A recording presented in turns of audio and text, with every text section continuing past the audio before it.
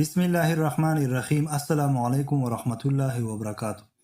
سلطان صلاح الدین ایوبی رحمۃ اللہ علیہ، جس کا نام سن کر بڑے بڑے بادشاہ کان جاتے تھے، بڑے بڑے کمانڈر اور بڑے بڑے جنگجو جب یہ سنتے ہیں کہ ہمارا مقابلہ سلطان صلاح الدین ایوبی رحمۃ اللہ علیہ کے ساتھ ہونے والا ہے تو پہلے ہی فتح کی امید کو بیٹھتے تھے، کیونکہ جس جگہ بھی سلطان صلاح الدین ایوبی رحمۃ اللہ علیہ جاتا، وہاں اس کی تلوار کی دار ہی اس کی فتح کا اعلان کرتی۔ سلطان صلاح الدین ایوبی رحمۃ اللہ علیہ نے اپنی زندگی میں بہت ساری جنگیں لڑی اور بے شمار علاقے فتح کیے، جس میں سلطان صلاح الدین ایوبی کی سب سے بڑی فتح یروشلم یعنی کہ بیت المقدس تھا۔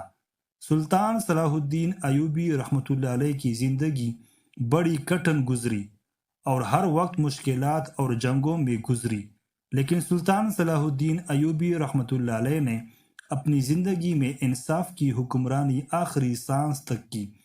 سلطان چاہتا تھا کہ اس کی سلطنت میں کسی کے ساتھ ناانصافی نہ ہو۔ سلطان نے اپنی زندگی میں بہت سے ایسے فیصلے کیے جنہوں نے انصاف کا بول بالا کیا اور لوگوں کے عقلوں کو حیران کر دیا۔ ان کی جوانی کی بات ہے کہ ایک دن سلطان صلاح الدین ایوبی رحمۃ اللہ علیہ قاضی کے ساتھ عدالت میں بیٹھا ہوا تھا کہ ایک بزرگ جو کہ بڑی مشکل سے چل رہا تھا اپنے گھوڑے سے اترا اور سلطان کے سامنے حاضر ہوا۔ سلطان کی عدالت میں اپنے چچا سلطان نور الدین زنگی رحمۃ اللہ علیہ کی طرح بغیر کسی رکاوٹ کے داخل ہونے کی اجازت تھی۔ جب سلطان عدالت میں ہوتا تو کسی سپاہی کو اجازت نہ ہوتی کہ کسی بھی آنے والے ضرورت مند کو روکے۔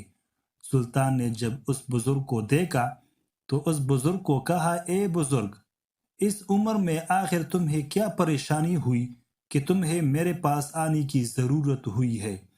تو اس بزرگ نے کہا کہ اے سلطان، میں چھوٹا سا تاجر ہوں اور تجارت کے سلسلے میں مجھے گھر سے باہر جانا پڑتا ہے۔ میرا ایک بیٹا تھا جو کہ ذہن سے بالکل کم تھا، اس کی اپنی ایک الگ دنیا تھی، اس کو اس دنیا سے کوئی پرواہ نہ تھی۔ وہ بڑا نیک، شریف اور مظلوم تھا، وہ کسی کے ساتھ نہ ہی لڑ سکتا اور نہ ہی اس میں اتنی طاقت تھی، اس کی کسی کے ساتھ کوئی دشمنی نہیں تھی۔ سلطان نے کہا، بتاؤ تمہارے بیٹے کو کیا ہوا؟ تو اس نے کہا، سلطان، اس دفعہ میں تجارت کے سلسلے میں باہر گیا تو مجھے آنے میں 1 ہفتہ لگ گیا۔ جب میں گھر واپس آیا تو دیکھا کہ میرا بیٹا مرا پڑا ہے، اس کی لاش بے یار و مددگار زمین پر پڑی ہوئی تھی، اس کو اٹھانے والا بھی کوئی نہیں تھا۔ جب میں خادم کے کمرے میں گیا تو وہ بھی وہاں سے غائب تھا۔ جب میں نوکرانی کے کمرے میں گیا تو وہ بھی وہاں سے بھاگ گئی تھی، اور جب میں گھوڑوں کی استبل میں گیا تو میرا نوکر بھی وہاں سے بھاگ گیا تھا، اور مجھے یقین ہے کہ میرے یہ تینوں ملازم ہی میرے بیٹے کے قاتل ہیں، لیکن میں اتنا طاقتور نہیں کہ ان تینوں مجرموں کو پکڑ کر تمہارے پاس لا سکوں، لہٰذا مہربانی فرما کر مجھے انصاف دیجیے۔ یہ سنتے کے بعد سلطان نے اپنے سپاہیوں کو حکم دیا کہ اس بزرگ کو ٹھنڈا مشروب پلایا جائے تاکہ اس بزرگ کی حالت بہتر ہو۔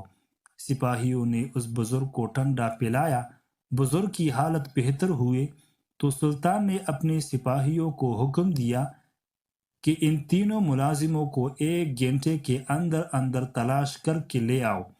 سلطان کا حکم تھا، سپاہی کیسے پورا نہ کرتے۔ 3 سپاہیوں نے گھوڑا دوڑا دیا اور 1 گھنٹے سے پہلے ان 3 ملازموں کو پکڑ کر سلطان کے سامنے حاضر کر دیا۔ سلطان نے ان تینوں سے باری باری پوچھا کہ تم بتاؤ، کیا تم نے اس کے بیٹے کو قتل کیا ہے؟ تو تینوں اپنی اپنی جگہ پر اپنی بے گناہی کی گواہی دے رہے تھے۔ سلطان جانتا تھا کہ اس بات کا پتہ لگانا مشکل پڑے گا۔ تھوڑی دیر سوچنے کے بعد سلطان نے اپنے ایک خاص سپاہی کو حکم دیا اور کہا کہ جاؤ اور 3 دمبے لے کر آؤ۔ سپاہی نے سلطان کی حکم کی تعمیل کی اور 3 طاقتور دمبے لے کر آ گیا۔ سلطان نے تینوں دمبوں کو دیکھا اور تینوں نوکروں کو کہا کہ ایک ایک دمبا اپنے ساتھ لے جاؤ اور 2 ہفتے کے بعد واپس اسی وقت عدالت میں حاضر ہو جانا۔ اور سلطان نے کہا کہ یہ کوئی عام دمبے نہیں بلکہ شاہی نسل کے دمبے ہیں، اور تم میں سے جو بھی قاتل ہوگا وہ دمبا اس کے ہاتھ سے چارہ نہیں کھائے گا، اور وہ باقی 2 دمبے سے کمزور پڑ جائے گا، کیونکہ وہ قاتل کے ہاتھ سے کبھی چارہ نہیں کھاتے، اور تم میں سے جس کا بھی دمبا کمزور ہوا وہی قاتل ہوگا۔ یہ سب دیکھ کر تمام درباری حیران ہوئے کہ یہ سلطان کیا کر رہا ہے، کیا سلطان سٹیا گیا ہے؟ لیکن سلطان اپنی جگہ پر صحیح تھا۔ وہ بزرگ بھی واپس چلا گیا اور سلطان نے حکم دیا کہ 2 ہفتے کے بعد میری عدالت میں اسی وقت وہ حاضر ہونا۔ وقت گزرتا رہا اور جب 2 ہفتے مکمل ہوئے تو دربار لگا ہوا تھا۔ سلطان عدالت میں موجود تھا۔ وہ بزرگ اور وہ تینوں جن میں ایک نوکرانی، ایک ملازم اور ایک خادم اپنے اپنے دمبے لے کر سلطان کی عدالت میں حاضر ہوئے۔ مقدمہ لگ چکا تھا۔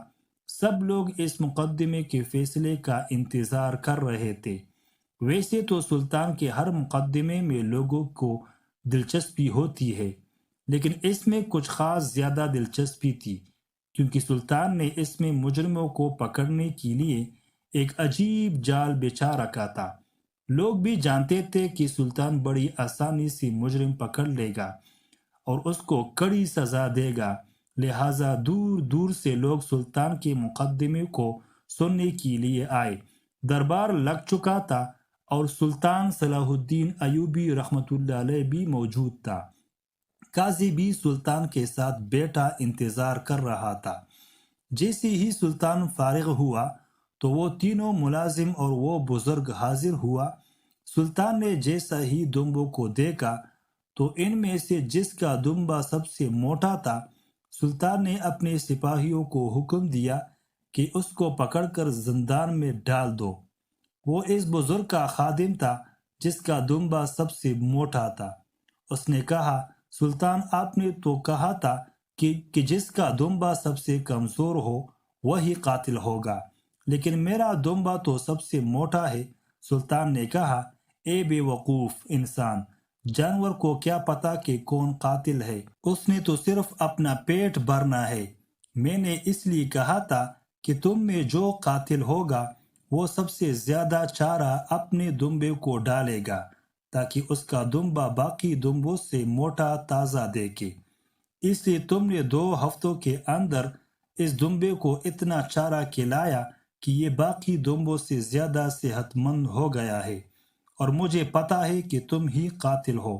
یہ سن کر اس خادم نے ایک خنجر نکالا اور اس بزرگ کی گردن پر رکھ دیا اور کہا کہ اے سلطان، مجھے ٹھیک ٹھاک اس عدالت سے جانے دیجیے، ورنہ جس طرح اس کا بیٹا اپنی جان سے ہاتھ دھو بیٹھا، اسی طرح یہ بزرگ بھی میرے ہاتھوں سے مارا جائے گا۔ یہ دیکھ کر سلطان مسکرا رہا تھا اور خادم بزرگ کی گردن پر خنجر رکھ کر کھڑا ہوا تھا۔ وہ خادم بڑا حیران تھا کہ میں نے اس بزرگ کی گردن پر سلطان کے سامنے خنجر رکھا ہوا ہے، لیکن سلطان مسکرا رہا ہے۔ اس کے بعد سلطان اس انداز سے اپنی جگہ سے اٹھا کہ سلطان کے خوف سے اس خادم کے ہاتھوں سے خنجر گر گیا اور وہ آ کر سلطان کے قدموں میں پڑ گیا۔ اس نے کہا، سلطان، مجھے معاف کر دیجیے، میں آپ کا بھی گناہ گار ہوں اور اس کے بیٹے کا بھی قاتل ہوں۔